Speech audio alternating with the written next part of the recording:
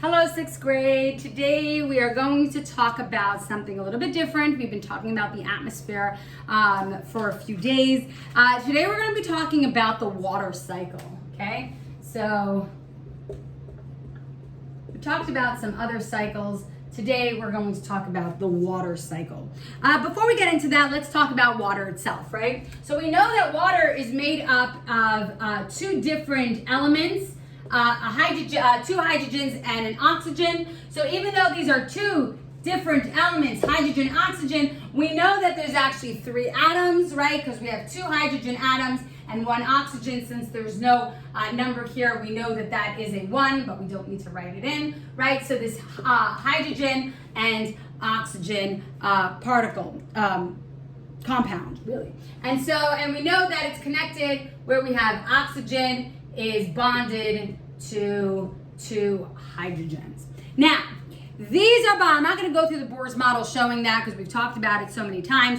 But this basically, when we talk about oxygen attached to the hydrogens, these are covalently bonded, right? So we know that it's a strong bond. We know that they're all happy, right? They've met the duet or the octet rule. They're good, okay? And so this bond is not necessarily going to break away. But we do know that water actually comes in three different forms, right? So there's three forms in which H2O exists. And we know that that could be as a solid, and that would be ice, as a liquid, and I guess we could just call that water, and then as a gas, and that we can call vapor. By the way, these are the three different states of matter, okay? We know though that we know these three. We've experienced them all the time.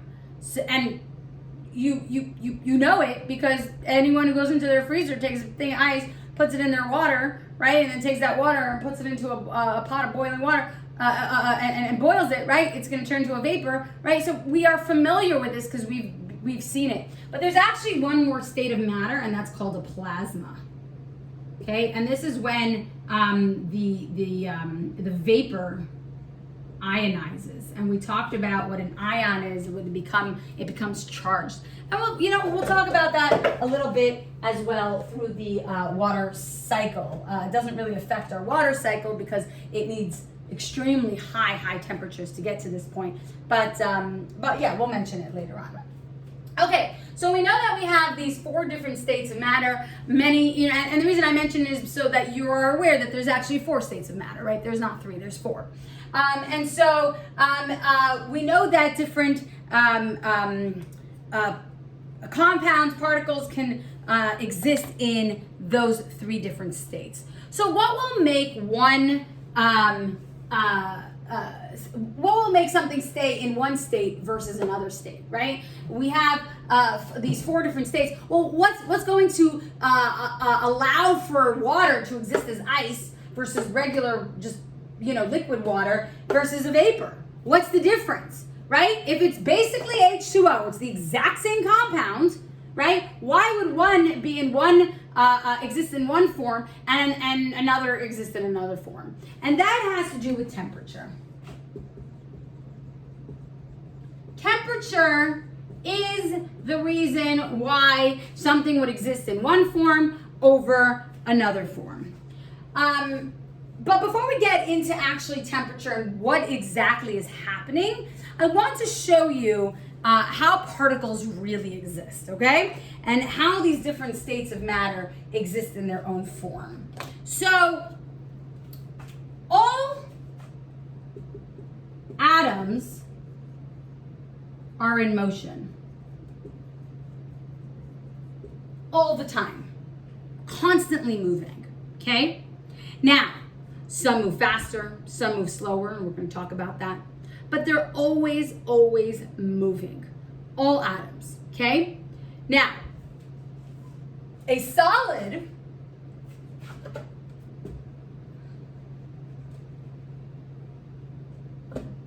is the atoms, I'm going to get rid of plasma because I'm not really going to talk about that.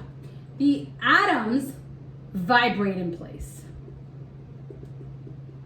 So if, let's say, these are the atoms, right? So I have my two atoms here. So they're going to be near each other, but they're going to vibrate in place, right? So they're moving, but they're going to be just like a vibration, right? They're not really moving independently.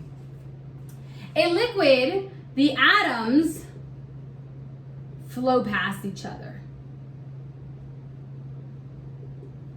Okay? So if I had my two atoms, right? So in a solid, they're kind of moving, but they're like vibrating, right? But when I have a liquid, now there's a flow, right? They're kind of flowing past each other. They're still near each other. Notice how they're still touching, but there's more flow. Whereas before, the solids are like this. They're just kind of moving in place. They're doing this like this little shimmy dance, right? Whereas the liquid is now flowing. Now, the gas, though, the atoms move independently from one another. So when we talk about atoms moving independently, so where they were flowing in a liquid, now they're completely separate. They're moving, right? They're constantly in motion, moving around in the air, but they are moving completely independently. Once in a while, they'll bombard into each other, and then they'll traject into a different direction, right? They'll bump into the wall, they'll bump into whatever's there, right? But for the most part, they are moving completely independently from each other, okay? And that's basically the difference why something would be a solid, why something would be a liquid, and why something would be a gas. And it really depends on how fast these particles are moving. If they're just moving in a vibration, it's a solid. If they're flowing past each other, it's a liquid. If they're moving independently, that's a gas. So what I'm going to do is I'm going to draw as if I had 3 jars. And it's really nice because in class we could do a little experiment to see how this would look. But now we'll just kind of draw our 3 jars. Okay, and they, whatever, supposed to be the same size. So just don't, just kind of envision that they are for the most part. Okay, so if I had my solid particles, right? So let's say I had 9 particles and this was a solid, right? My 9 particles, my 9 atoms would be the attraction between them. They're moving so slowly, they're just kind of vibrating. That attraction is very, very strong between them. And so they don't have enough energy to move away from each other. So by the way, all solids, a table, a chair, a computer, a wall, all these things are moving, right? Even though they're solid and they seem that they're not moving, they actually are moving. And that's why, by the way, I'm teaching 8th grade about waves. I'm not going to get too much into it, but if you were to put your ear on the other side of the table and somebody would knock on one side, or you can even know if somebody knocks on your door, for instance, right? What happens, you could hear that sound, and the reason you can hear that sound is because that energy in the knock is moving the particles, right? It's creating more vibrations within that particles, and we can hear the sound through it. But that's kind of just a side point. But all solid objects are moving. They seem like they're not, right? Because they're solid, but they're actually moving. And they're moving very, very, very, comparatively very slowly in place where they're just kind of vibrating, okay? Very strong. So this is a very strong attraction, okay? So this is vibrating. A liquid kind of flows. So if I were to do 9 atoms, so 1, 2, 3, 4, 5, 6, 7, 8, 9. Okay, so they kind of flow. And notice how these particles are taking on the shape of its container. Just kind of fixing those atoms to show that. So they are a little bit further away from each other because they're flowing, right? They move, and that's why liquids flow. But there's still that attraction, so they're still attached to each other. Kind of, whatever that means. They're not actually physically attached to each other like this in like a covalent bond. By the way, when we're talking about, let's say this is each a water particle, right? Then this is H2O, this is an H2O, this is an H2O. There are 9 H2Os here. That's what I'm referring to, okay? It's not like this is an oxygen, this is a hydrogen, this is an oxygen, this is a hydrogen. That's not what I'm talking about, okay? Each individual, when I should talk about the compound, I should say compound, each individual compound here is an actual H2O, okay? So that's what I mean by it. Each individual circle here is an H2O, okay? And they're gonna move, right, kind of past each other in this liquid. And so here they are flowing, here they are flowing, right? So here they're vibrating, here they are flowing, but notice how, and we know this with liquids, is whatever container I pour a liquid in, whatever the shape of that container is, it's going to take the shape of that container, right? Because they're kind of going to spread out, but still be close enough to each other where they really can't move independently from each other. But here a gas, what happens is I'm adding these two lines just to show you that they're kind of moving independently. Hold on, this is, I want to draw 9. 1, 2, 3, 4, 5, 6, 7, 8, 9.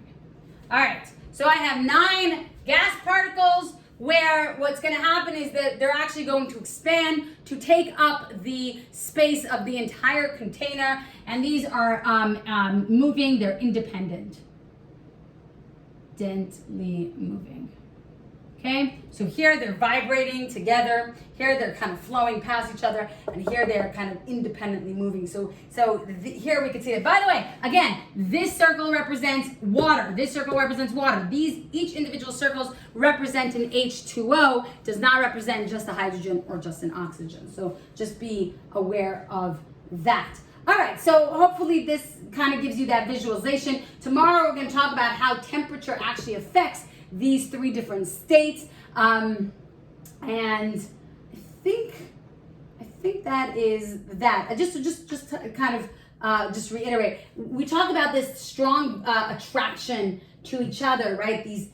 Because they're not necessarily attracted like a positive and a negative charge, right? Like where there's that attraction, but because they're moving so slowly, right? There's that energy kind of stays within all of them where they want to all be together. Here there's a little that energy, there's a little more energy available, and so they're going to move apart from each other. And here there's no attraction, right? There's like they're able to break apart from that attraction because they each have their own energy in their own unit, in their own compounds, and so that's why they're independently moving. All right, we'll continue tomorrow. Have a wonderful day. See you then.